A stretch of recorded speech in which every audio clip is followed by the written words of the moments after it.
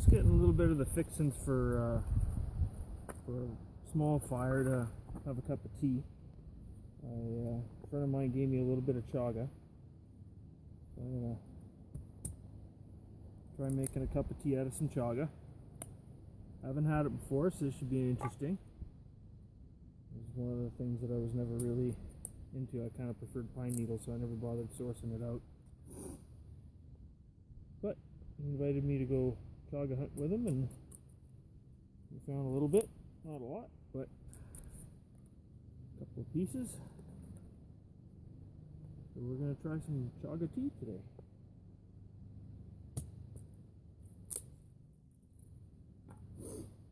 Just getting some kindling together, making small splits, and the bigger splits.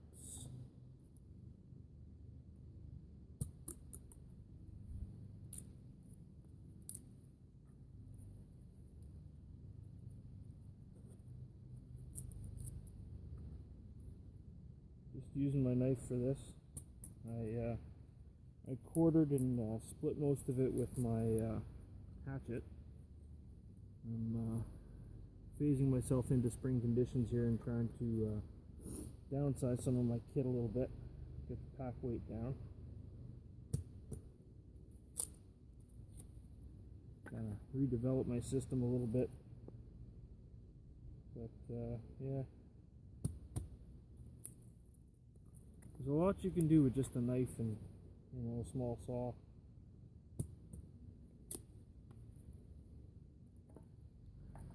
This is just a piece of down poplar that was up above the ground, so the wood's fairly dry.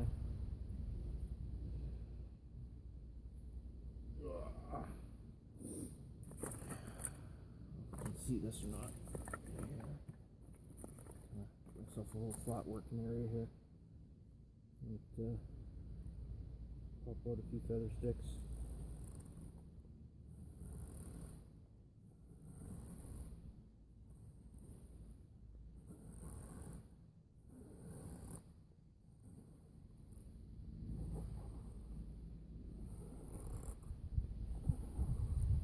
I've said in other videos that not all wood likes to feather, and this is quite true.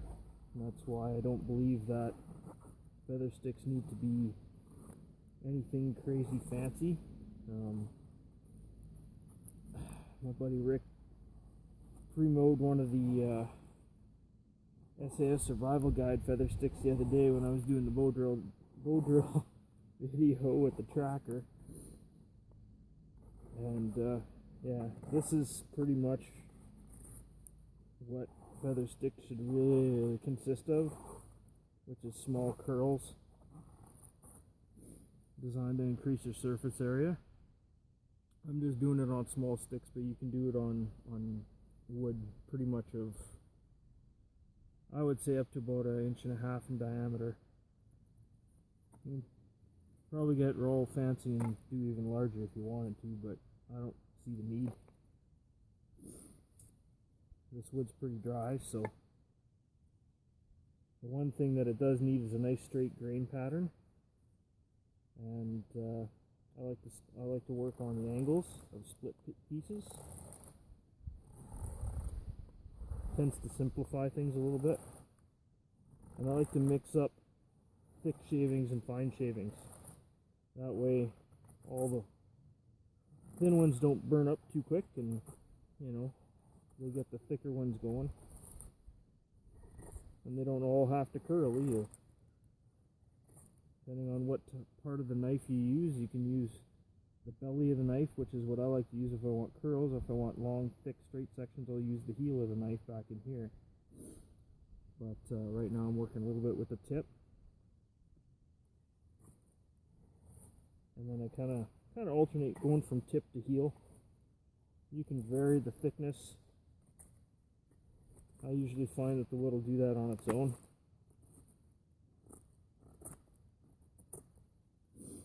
And get some thicker ones in there. Like I said, it doesn't have to be super fancy. I'm building rocket ships.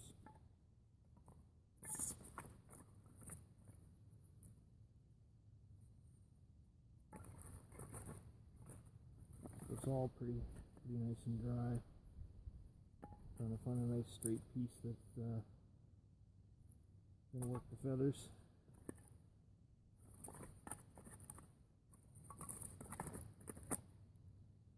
Maybe I can get up there. Take that off.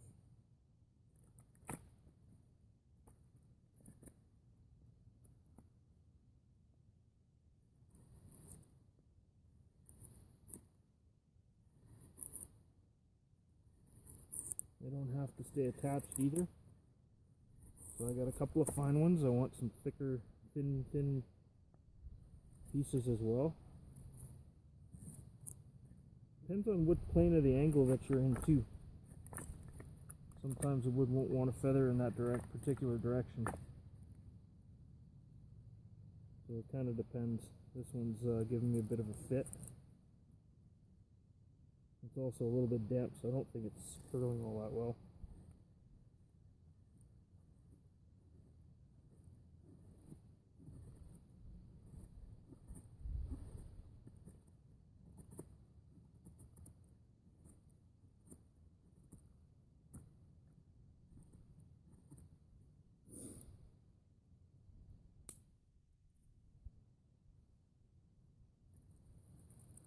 Some of these finer shavings here.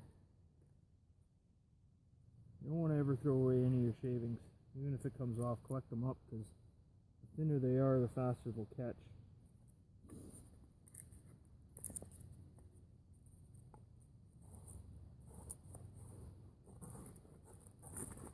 Yep.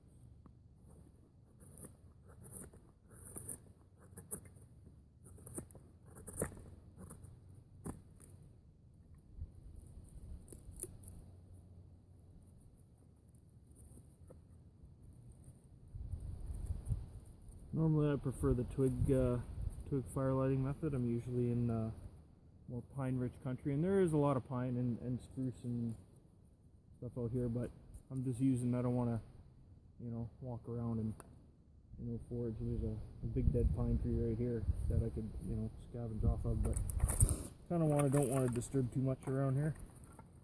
I don't necessarily plan on coming back here, so I'm going to clean up the site after I'm done. Usually a site that I'll come back to, I'll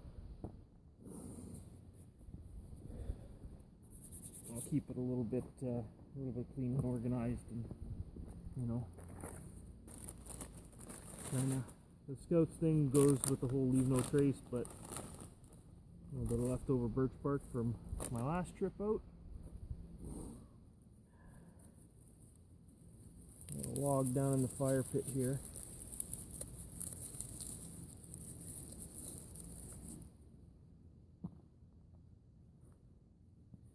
Gravel everywhere, so it's hard to find a spot to kneel down. I'm just going to tease up my bark a little bit. Nothing crazy.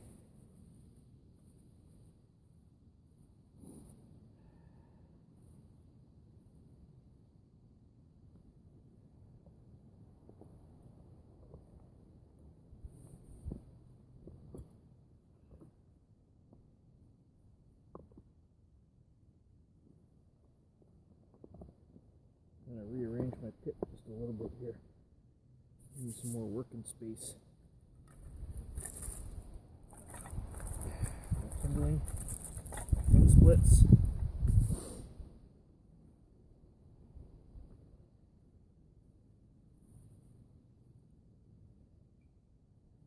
Yep. I'll lose my rod. So we're just going to pre-prep everything over here. Get it down. Snap those off. We don't need a lot of it.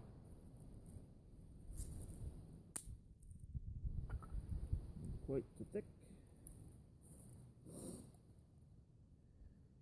And we're gonna go back to just using the knife and the ferro rod. Nothing crazy. And it's got to get down inside here.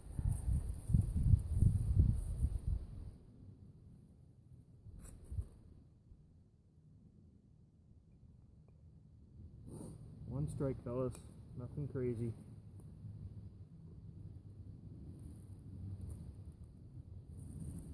kindling on.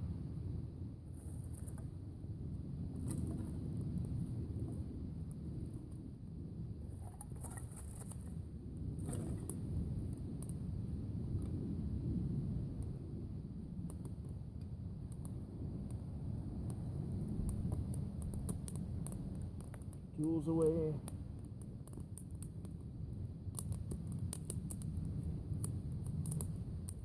Success in fire making is all in the prep. All in the prep and the quality materials that you bring and can scavenge out of the site. We're just gonna let that eat. A little bit of dampness in the wood, I can hear it. All the frost is starting to really come out of the wood now.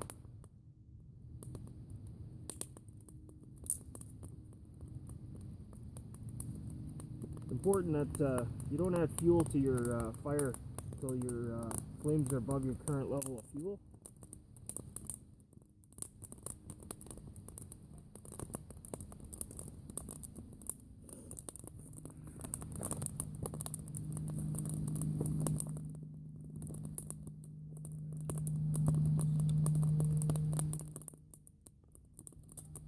Gonna use water I brought with me. Like I said, I haven't tried chaga tea before, so this is gonna be interesting. You might get a cool face, you might get a not so cool face.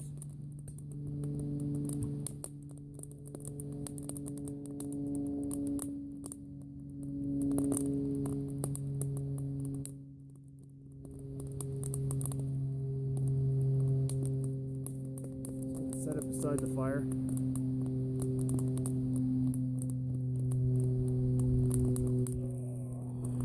Drag my pack over. We're gonna let that boil up, fellas. When that's boiled up, I might come back and grab you, and we'll see about seeing what this chaga tea turns out like. Cheers.